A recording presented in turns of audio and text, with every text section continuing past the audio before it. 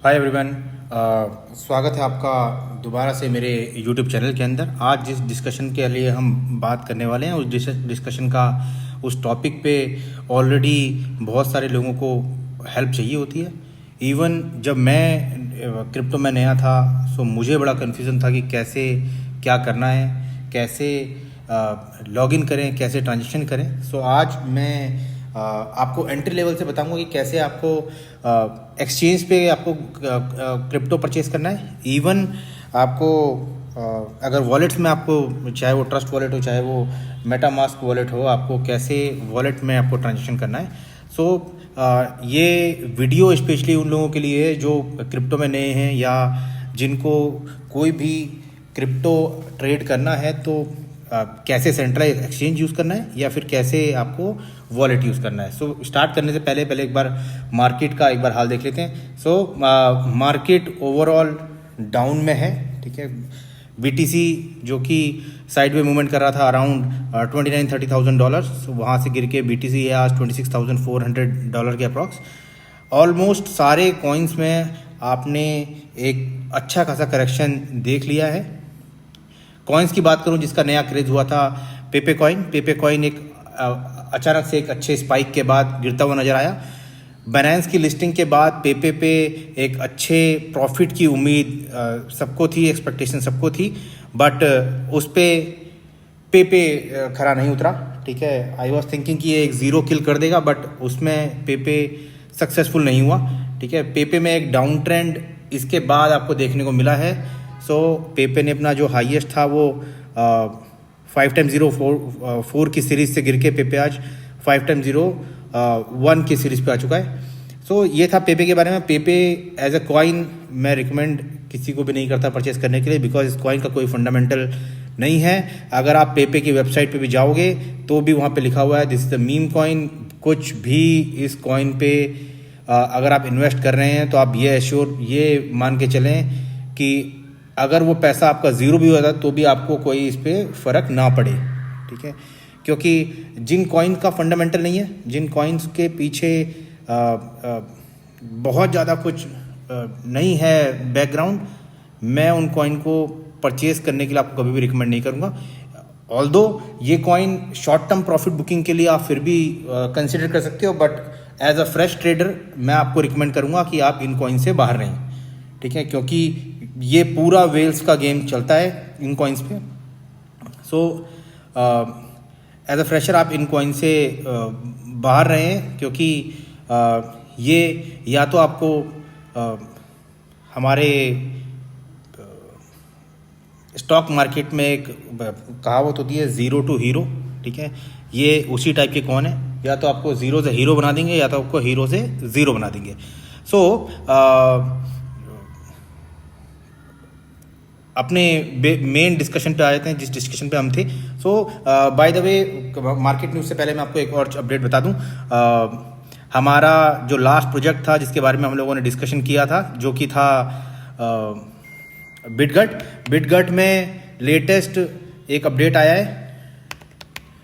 बिटगट ने अपना इसका जो वीडियो रिकॉर्डिंग था फैक्ट्री का, जो कार का ईवी मॉडल लॉन्च करने वाले थे, उनका एक वीडियो रिलीज़ किया है डिजिटल पे, तो आप उसको जाके देख सकते हैं। ऑल्दो उस वीडियो में कहीं पे भी आपको ये नहीं दिखेगा कि जो कार जो मैन्युफैक्चर हो रही है, जो प्लांट पे जो मैन्युफैक्चर हो रही है, वो बेसिकली कार वो बिटगट की है या बाइनेंस की, ये बिटगट की है या ब्राइस की है, ब्राइस से कुछ रिलेटेड है। बट एज ए इन्वेस्टर अगर आपने बिटगट में इन्वेस्टेड हैं तो हम लोगों को टीम पे भरोसा करना पड़ेगा, ठीक है। ये प्रोजेक्ट जिस हिसाब से चीज़ें दिख रही है, अगर उसी हिसाब से निकलता है, सो बिलीव मी गाइज, हम सब एक बहुत अच्छा ऑल टाइम हाई इस कॉइन पे देखेंगे, ठीक है। So back to the main discussion. Market का डिस्कशन करने के बाद how to use Trust Wallet and Binance.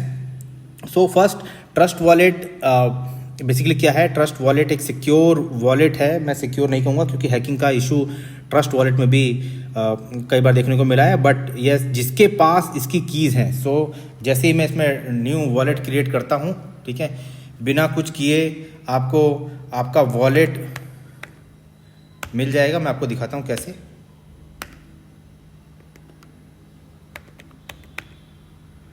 ठीक है। आप ये बेसिक TNCs को आप फिल करेंगे।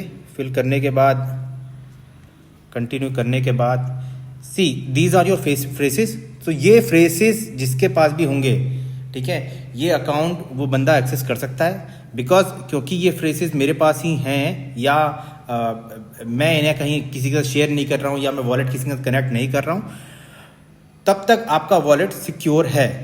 ठीक है। अब आपको वही फ्रेसेस दोबारा से उस ऑर्डर में यहाँ पे डालने हैं। सो जस्ट अ मिनट, हम फ्रेज को नोट कर लेते हैं। सो गाइज, मैं आपको बताऊं, ट्रस्ट वॉलेट कोई सेंट्रलाइज एक्सचेंज नहीं है। ठीक है। सो ट्रस्ट वॉलेट पे आप अपने कॉइन्स को रख सकते हैं सिक्योर। एक तरीके से मैं कहूँ तो ज़्यादातर एक्सचेंज आजकल आप जिस हिसाब से देख रहे हैं कि एक्सचेंज जिस हिसाब से भाग रहे हैं या बैंकरप्सी फाइल कर रहे हैं, सो यहाँ पे उन चीज़ों थोड़ी बहुत आपको राहत मिल जाएगी। ठीक है। बट अगर आप एक सिक्योर वे अगर आप देख रहे हैं क्रिप्टो के लिए, सो मैं आपको रिकमेंड करूँगा कि आप हार्ड वॉलेट लें।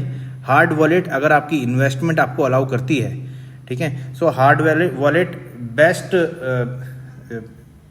वो हैं प्रोडक्ट हैं परचेज करने के लिए। So this is the main interface जो आपको ट्रस्ट वॉलेट का लॉगिन बनाने के बाद आपको आएगा। ठीक है। इसमें अगर आप देखें तो आपको ट्रांजैक्शन के लिए अलग अलग कॉइन्स के लिए अलग अलग चीज़ें करनी पड़ती हैं। फॉर एग्जांपल हम उसमें भी इसके बाद उसमें डिस्कशन करेंगे।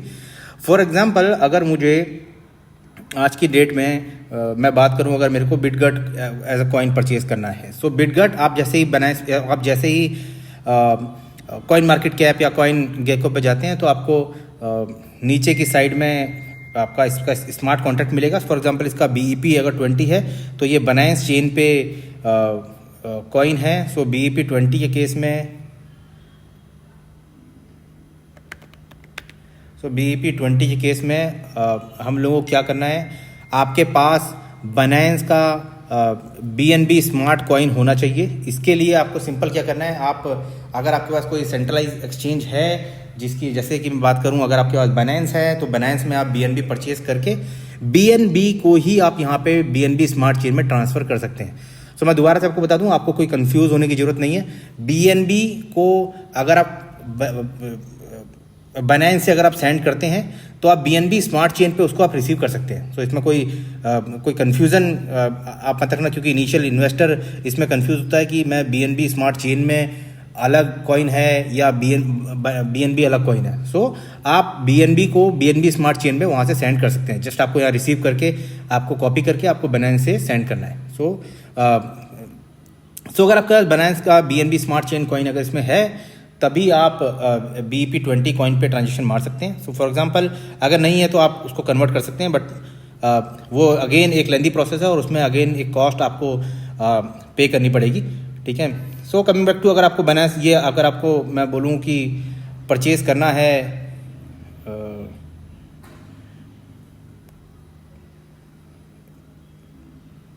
है आपको